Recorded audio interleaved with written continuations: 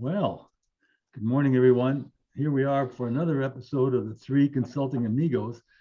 Last week, we had an opportunity to go over workforce, which is really kind of the heart of things for me. But this week, we're going to go over operations. The 7 elements are leadership, strategy, customers, measurement analysis, workforce, operations, and then next week, we're going to go over the final item, which is how do you accumulate all the results from these? So with that, I'm going to step into operations. And because we have a COO online, I'm going to let Ed kind of lead us off on a conversation about operations. Go ahead, Ed. Okay, thanks, Ray. Operations obviously is very important to every business that's out there. There has to be an operation. And the better that operation is, and the better people understand it, the more productive and the more goodwill there is for that business. And many times it's kind of the secret sauce of operating a business. So it's extremely important. And obviously it relates very closely to the workforce part, because you have to have people that are doing the work, that understand what they're doing, and they're doing it well and meeting the expectations of their customers. So operations important. It kind of connects all the other different value drivers of Baldrige. So the first question, they in the assessment they have these questions, and the first question is, I can get everything I need to do my job, which sounds pretty basic, and most people would probably say yes, but a lot of times they don't get what they need to do their jobs, and that's a big opportunity for improvement. And I think we've seen that in some of our work that we've done as a consulting group. A question for you, based on, you're having, decades of experience in operations, Ed. From your perspective, why do you think the people at the front line may not get everything they need? Well, I think that it comes down to a disconnect between the top and the people doing the job. And I think sometimes the executives and upper management don't spend enough time helping them or supporting them.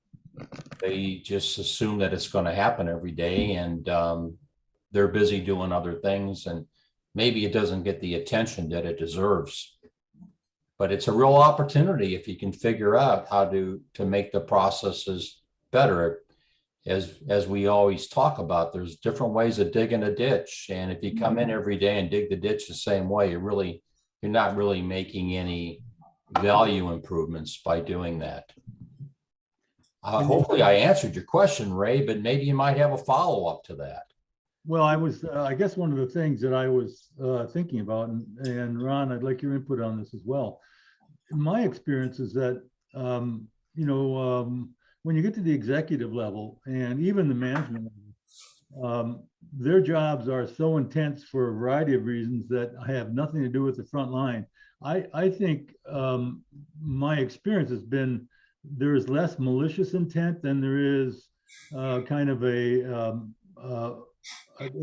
just happens because they don't have a good system for transmitting information on a regular, consistent basis. And that's one of the things we've been advocating for some time is, daily meetings can have a huge impact if they're done for 15 minutes at the beginning of the day. And people have said to me, and I'm not sure your experience has been similar, is, we can't afford the time, but it's always amazing to me that we can always find time to do it over, but we can't find time to do it right. Yeah, one of the things we've always used everywhere I've worked is do it right the first time. And it sounds pretty basic, but it's very true. If you do things right the first time, there's no need to go back and spend a lot of extra time and money redoing things. And it improves your quality. So, but to do that, everybody's got to be on the same page, and you have to have a way of getting things done that's meeting the expectations of the customers. Yeah, it's clear that communications is key, and we've really had a lot of conversation about that whole issue. And being clear is also pretty important. Not all entrepreneurs are necessarily that good at communication. Some of them are stellar at communication because they build their businesses based on the acceptance of their product, and they know how to sell their product, or they've developed a product that fits in a niche where they know that there's a need. And then they assume that they hire that, third, fourth, fifth person, and then come along and just figure out how to do it on their own. But that's often not necessarily the case, is they just can't throw somebody at a job. Now, I've known a lot of business owners who have felt like, well, if they can't handle it, I got to get rid of them. I don't have time to train them. Well, and I think, you could argue that. I think, getting everybody on the bus that's the right person for every company and that whole thing, as we've talked about under workforce issues. But today, that's just a long ways from reality. Today, you sometimes have to take people you wouldn't normally hire. And now you've got a real problem because those people are really not, in many cases, they're not prepared to just get the job done on their own without any explanation. Right. The other thing that's happened is that, sometimes I think we kind of fall into an old-fashioned mode. I mean, even we do when we talk about it. We think of, say, manufacturing frontline workers. This is going away. We're not seeing frontline workers anymore in many businesses and manufacturers. Frontline workers are the people maybe who talk to customers on the phone. There's an interesting article in the Wall Street Journal about a large chip maker in Asia, and they basically said that no human operations are done in the entire factory. In other words, there is not such a thing as a frontline worker. They are only engineers and operators sitting behind a computer and scientists. These are all high-level people. Once they build that factory, you just put the raw materials in and you get the finished product out in a box. So we have to start thinking a little differently about what a frontline worker really is. It is the term even becoming obsolete? We know that we're going to have lots of automation in manufacturing, and so in a way, I mean, maybe we have to rethink that. But in all cases, so if you use the extreme, how would you ever expect the frontline worker to go into an automated factory and know what to do? And the simple fact is that they've got to have training. They have to understand the technical applications of what are they going to do, and they need to know so much more than they used to. Yeah. So we're just not hiring people to come in and count bottles anymore. We're not hiring people. When I worked at my first factory, there were a whole bunch of jobs where everything went by on the assembly line. assembly line, and the job was to see if the label was straight. Yeah, right. Yeah. Okay, so all right, you make sure the labels are straight. Right. Well, that's one kind of a thing, but your job is to pick it up. If it's not straight, put it in the reject bin. Things Right. are entirely different today. So obviously, we just can't throw people at a job. We have to train. We've got to train them. They have to be trained outside the operation before they're brought in on a variety of things. They have to be trained specifically on the processes and procedures of that particular operation. I don't know how you can do anything. We did a great show on onboarding that Ed led. And I think onboarding is the key here. You just simply have to pay attention to what you want done and teach people to do what it is that you need them to do. Yeah, I think that's very true. And I think you also have to support them. And many times they need something that costs a few dollars, and for whatever reason, it's not in the budget. It just seems idiotic in so many ways that you wouldn't spend a few bucks to make someone's life more effective. and doing what they're supposed to be doing in the company. I don't get it, but sometimes things are that tight in companies. And the other thing is the owners many times don't spend enough time on the floor to really understand what's going on. They did at one point in time, but maybe 5 years ago, and they need to every once in a while spend some time with the people on the floor, find out what's going on, and try to support them better. And I do like Ray's idea about a daily meeting. I think it's very important to get everybody on the same page at the beginning of every day and find out what are the challenges that everyone is facing. So I don't disagree with this, but I'll just throw out a little bit of a counterpoint for fun, and that is that the daily meeting has to have a new form. We have to kind of stop thinking about, well, we've got to get say all the supervisors together because today we're doing X, we need certain materials, and there's a certain customer job. That's not the way things are working anymore.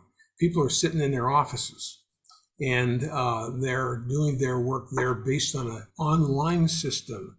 They know what to do because the process is built in, teamwork, and so many other of these online systems are being used today. My number 3 son has only seen his corporate headquarters one time in 3 years. That's just not the way a lot of businesses work anymore. So if you're going to have a meeting, you can still have a meeting on Zoom just as we are right now and be very, very effective. You have to change your rules and sort of the rules of the road in some way.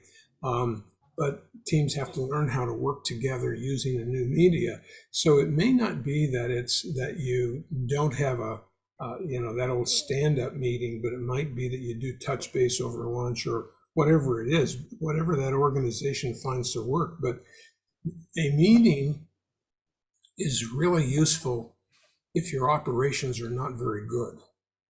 In other words, if you can't communicate very well and people can't do their jobs you need to meet. But that's really, I know, Ray, you see that as being proactive, but that's really more the human element of it. It's nice to get together and see each other. And I think that's true. But really, if things are smooth, you don't have meetings. In one of my companies, in our graphics business, we had 10 people. We never had I think in 12 years, we never had a company meeting. Never. Why? Because everything was done electronically from desktop to desktop, and only the people who needed to handle that process were communicating with each other via texts and via the system that we used, which was called Commence, which we built specifically for us. So yes, you've got to communicate. Yes, you have to make sure that there are fail-safe systems. But if the systems are working well, the need to get together becomes more social. Not that I want to even use the word social but I guess it is. It's really how do we get to know our team members better, and what is it that we can know about them that will help us get our jobs done. It's really more of a collegial kind of a thing. And I think that's where the high-tech businesses are going today. The only time that my third son and did go to the corporate office was when they had a party. Okay, that's it. Now, I will say they have an hour, 2 hour, 3 hour team meeting every single day. Every day. And part of those people are in China. So the world is different. The communication simply has to happen. I think that's your point, is it doesn't have to be, let's get together and have a meeting. It really is, we've got to make sure we are communicating appropriately with each other. I agree. Maybe we ought to get into the second question. We have good processes for doing our work, and boy, that really hits the nail on the head, doesn't it? Well, maybe I jumped ahead just a little bit there, right? Yeah, it's you got to have great processes, and you got to be changing those processes just about every day to make them better, so that you can produce better quality and produce better quality at a lower price. And it requires everybody knowing what they're supposed to be doing. And you have to have backup to people if they're out on vacation or some other leave of absence. The work continues and everybody knows what's expected and how to do it. Yeah, I think I was going to go back and kind of touch on Ron's point about training. And I can, too frequently, I can remember people internally who were expected to train people and they were doing it wrong. So what they did is they trained the next person to do it wrong. That's a good one. And it's painfully true, you know. And so part of the reason that you have these meetings is to make sure that as we move forward, that people know why they're doing something and understand when they're doing it wrong, that it needs to be done differently, you know. So you know, I'm an advocate of just having a communication system that's more rigorous and more regular.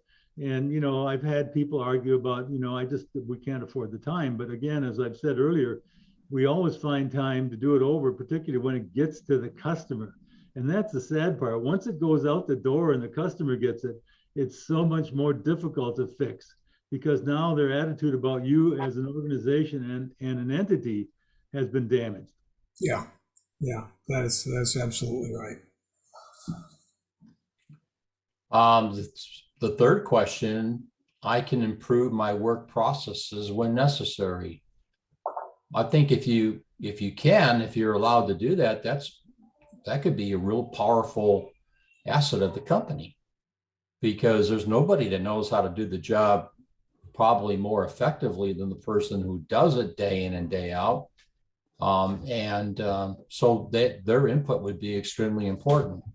And if they're working with management, and management is also focused on trying to do things a little bit different at times to make it even better, and they know they have that ability, and there's an opportunity to buy equipment that could that could further support them, that all turns into a real positive. So I kind of like this one. It kind of hits all the boxes to me. So I'll give you the counterpoint again. You might be able to do your job better, but you might have made the next guy in line, you might have disabled his ability to do anything. And, so if it's a manufacturing situation, it has to be a whole. It can't be somebody deciding how to do it. And then there are other social things that are very difficult to change that should be changed. The same factory I worked in, I didn't get along so well on the first job, and so they sent me to another one, and my job was to push giant, about 600-pound containers of cans, and the cans had just been boiled and sterilized, and it was in an overhead rail system, and the guys who were there, being the old dudes, who had done it a certain way for years and years and years, used the side track to stack everything up and go slow. And, it kept them two people busy. They went to lunch one day and I just hustled and I figured if I could get it off the side track, I could go straight across and it would literally reduce my work by about 60 or 80%, because that's how much shorter the track was. And these things were heavy.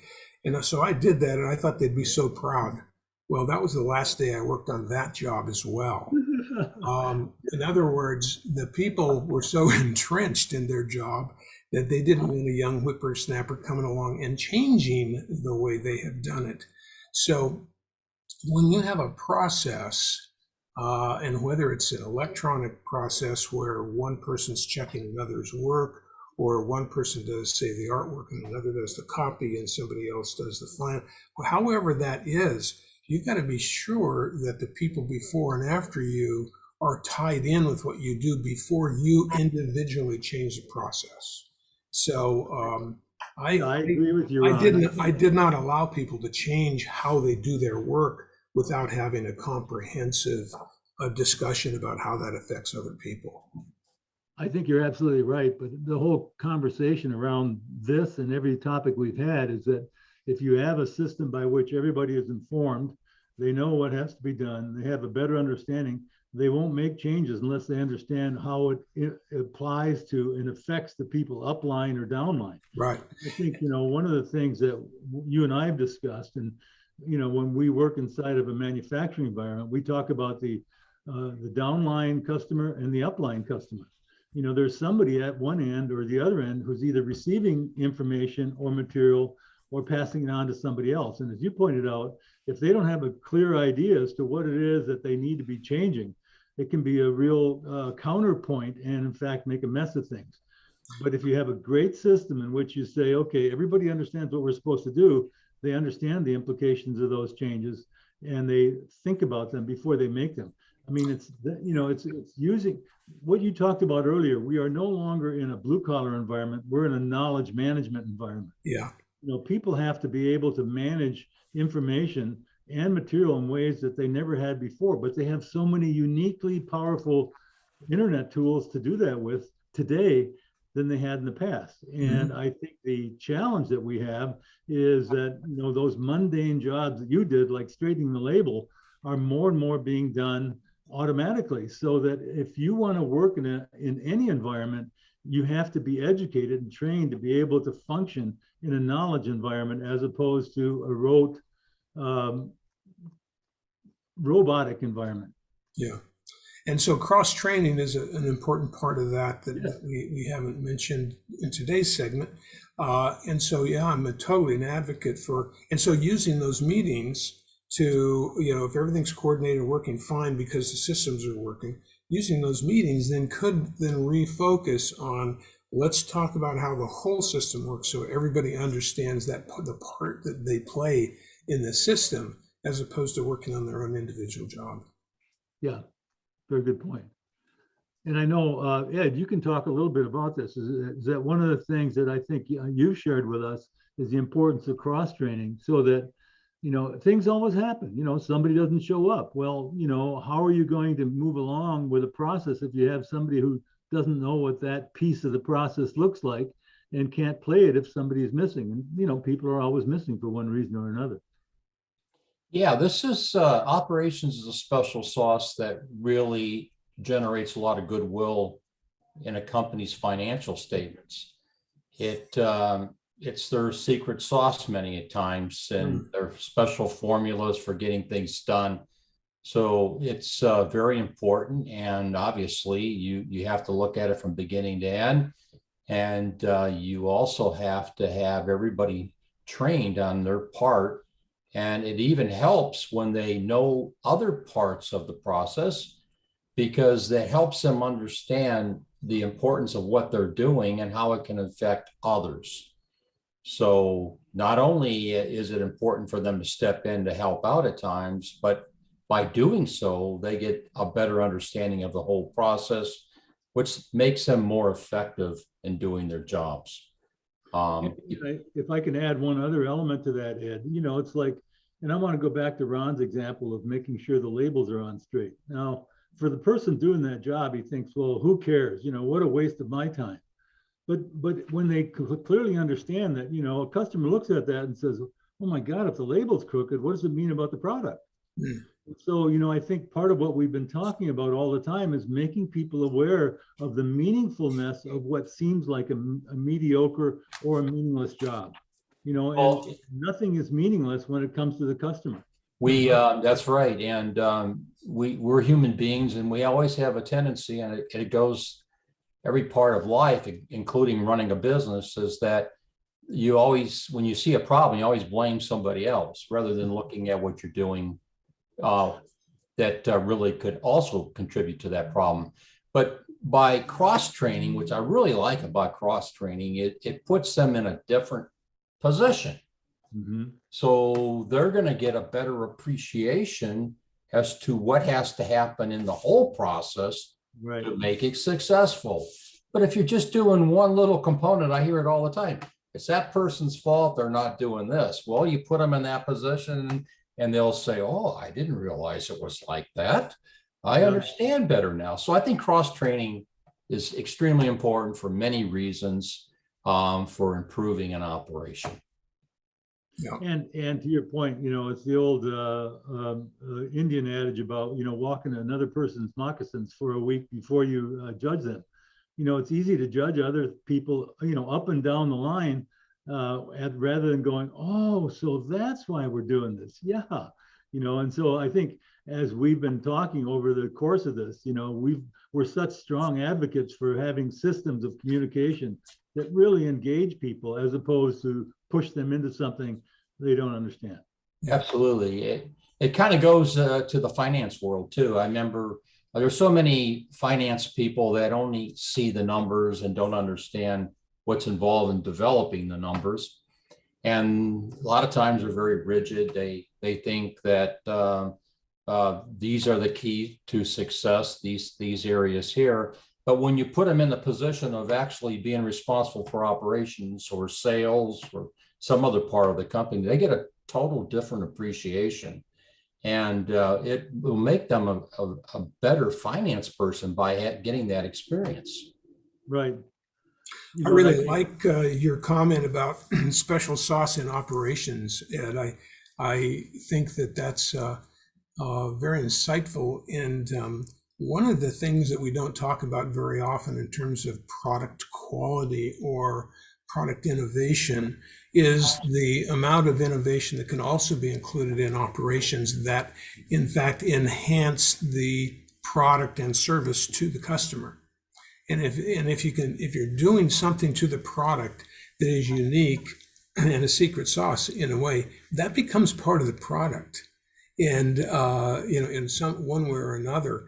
And so that's another reason to encourage people to think about better ways to do things, because if you can do them better, you can save money or increase the value of the product. It's a good return on investment. Mm-hmm. And maybe a way to help justify some of those meetings, Ray. Well, and I think one of the mantras we used to use is make it better, simple, safer, and more cost effective. And all those wrapped together, people understand that it's a simple concept when they say better. Well, how do we figure out how to avoid any quality issues? Simple. Can we remove a step and still keep the process moving forward? Safer. Is there some way we can avoid sending a product out the door that's really not up to customer standards? That's safety in relationship to numbers. You bet. And all those things that people, once they get engaged and they understand, that's the thing that I find most frustrating about the blue collar mindset, as though these people are stupid, and they're not. It's like whenever we get somebody at that level, the more we engage their brain, the more likely they're going to be able to do things that are going to create, first of all, more profit and less cost, and less rejects from the customer. So all those things are important to what we've just talked about in terms of operations. If you can, Ed, do you have any experiences on the last one? When you're years of this is becoming extremely important, especially after COVID. People want to talk about an emergency, huh? Yeah, customers want to make sure that you have alternative processes in place that if you have an emergency, you can still produce their products or services. And a lot of government contracts are requiring that you lay this out for them so that they know for sure that what happens if you don't have power, what happens if you lose your information system, are you still going to be able to produce? What if half your employees leave the company? So thinking about all these areas of risk can really help you articulate how you're going to operate in a state of emergency. And it doesn't happen very often, but when it happens, there's usually no indicator that it's going to happen. And all of a sudden, let's say your power's off. We have a client that's dealing with that right now. They just shut their power off, and all the machines go down, and the employees sit around and don't know what to do. You have to have procedures in place to make sure that you can still produce. And in the publishing world, we used to have to figure out how to do things without the automation, sometimes going back to the old way of doing things so that you could produce. So to me, it's really important, and you have to have some conversations about this, and you have to challenge people. Okay, what if this happens? How are we going to produce?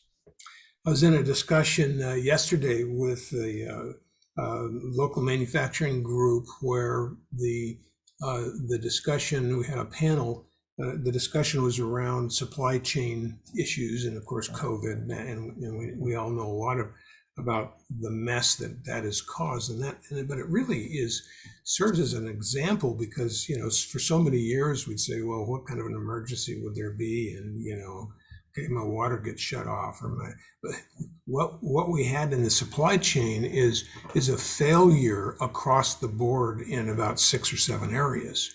And as we discussed this, it became apparent that the entire supply chain, which is much bigger than just, delivered to your house and to the warehouse and it comes across and you got to get it off of the port. It's bigger than 5 or 6 elements. It's way deeper than that because it has to do with multiple suppliers and having to bring things together in the same location at the same time and multiple problems. It's a real mess. And I think what we came together on was the supply chain that we had in this world and in this country was always fragile. It was never robust. It was certainly not anything close to anti-fragile. And anti-fragile is something that gets stronger with crisis. And there are those things that do get better because the crisis has happened. We have been in this country, and our genius professors in business schools have been talking about cutting costs and just in time for about 30 years now. And this has been in the whole idea that we have to lower our inventory and we have to increase turnover and it's about money. And that whole thing has proven to be a boondoggle. In fact, it did not work at all. And so I think we have to think about, and this is worthy of the whole program, we have to think about the status of fragility in every company and how fragile a company is when their distribution system is in fact fragile. This is and in the discussion, they were talking about, well, you're getting so many places from here and it's very complicated. And I reminded everybody, Henry Ford bought his own mines so he could make his own steel, and he bought his own railroad cars so that it was not fragile. There used to be a different way of doing things.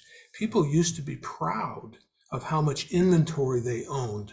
That was part of their equity in their business. And they knew that if something happened, they could still produce the car or the steel or whatever it happened to be. So it becomes something of a totally different mindset to think through what is the cost of not producing and how much does it cost us to be able to continue to produce. And in that particular case, think about the people who had lots of toilet paper in their inventory. Not only did they have to help their customers, they increased the markup tremendously because they were smart enough to have it. Yeah, I think that's a real good point. Yesterday, I was listening to an article and it goes right to the point you made about how every time we have an emergency, we kind of revise all those things that we did. And then after the emergency subsides, we just go back to the way it was before.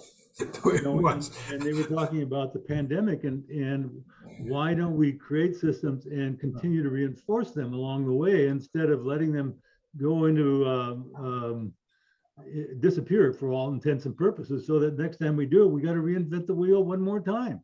Right. Well, I think that's consistent with what you're saying about supply chain and fragility, et cetera. And I guess the point that Ed was making is that it's too common for us, even inside of organizations, to just kind of assume that the emergency is only going to happen once and then forget about what you've done. Is that consistent with your experience, Ed? Yeah, it is. You just don't know when it's going to happen, and it's really hard to deal with these things if you don't have some general plan on how you're going to operate. And it's not only operational issues; it's also communication issues. When you have an emergency like that, you got to let your customers know, you got to let your vendors know, you got to let your employees know. And sometimes you don't have a way. Sometimes the communication methods aren't working. So Mhm. how do you get a hold of these people and let them know what's going on? Right. That's right. And I think it's, the factory I mentioned that was all automated, it happened to be in Singapore. The other little fact there that is straightforward enough for most of our executives to understand, and that is of the levels of chips, the really high-end, complicated chips, 98% of them are made in Singapore. Wow. Uh, Talk about a fragile system. Well, not only is it fragile, you have to point your finger at frankly, the highly uninformed and or smart idiots that are running these big major corporations. When Yeah. someone makes a decision to put 12 to 100 chips in a car, are they thinking about where they're going to get the chip from? Yeah. And what happens if the chip, you can't get the chip? If someone, the new washing machine that we have here won't run without a chip, won't run. And so Well, the efforts of California to save water means that if my chip goes out and I can't get a chip, I can no longer wash my clothes. right. So that's fragility right there. And there are 1,000 examples of fragility. And so it doesn't take very much to convince me that whatever it takes, we have to build the best, the biggest chips in this country, because we're the only ones who can rely on ourselves on that. And we have to learn to get materials from other places because things are way too dangerous. And it's fragility. It's going to be the lack of raw supplies potentially, or the lack of technology that causes businesses to completely and totally fail. Well, And they'll just be out of business because they didn't think about it. yeah, and I think to take that one step further, while we haven't, this is not about cyber warfare, but clearly think about how effectively you could destroy our economy by destroying our internet capacity. Oh, it would be devastating. Done. Yeah, devastating. And so where's the backup system there? Yeah. Yeah. Very good point, guys. Yeah, Get it on the nose. I mean, when you think about our reliance on technology and that simple thing. Now, and there are many other chips. Intel makes chips in this country, but those are low-level chips. They're not high computational chips. And so, yeah, we're going to have them for maybe not our watches of today, but the old-fashioned digital watches. We're going to have chips for those kind of things, but we're not going to have the important ones for satellites, for communications, for high-end computation. We're not going to have them. And so it's sort of like, who is making these decisions? And why are we paying them tens of millions of dollars to make stupid decisions that cause our companies to be fragile? I think it's a really good and serious question. This is one of the reasons that I think it's important to have not only free enterprise, but somebody overseeing it to say, guys, who's going to manage this if in fact we have some kind of war, whether it's cyber or real war, in which we're going to get access to the things we need. The truth is, we would be able to overcome it in some way, but how much time would it take? Would it be 6 months, a year? In the meantime, it takes 10 years to build a new refinery. It can take 4 years or 3 years to build a chip factory. These things, we're too complicated. We're so Yeah. complicated, we can't respond quickly. Right. At this meeting the other day, the port said, we'd like to, representatives from LA Port, we'd like to grow it. But the NIMBY is so strong that nobody locally will allow us to expand it. They had to, I don't know if you heard this in the news, I was absolutely shocked.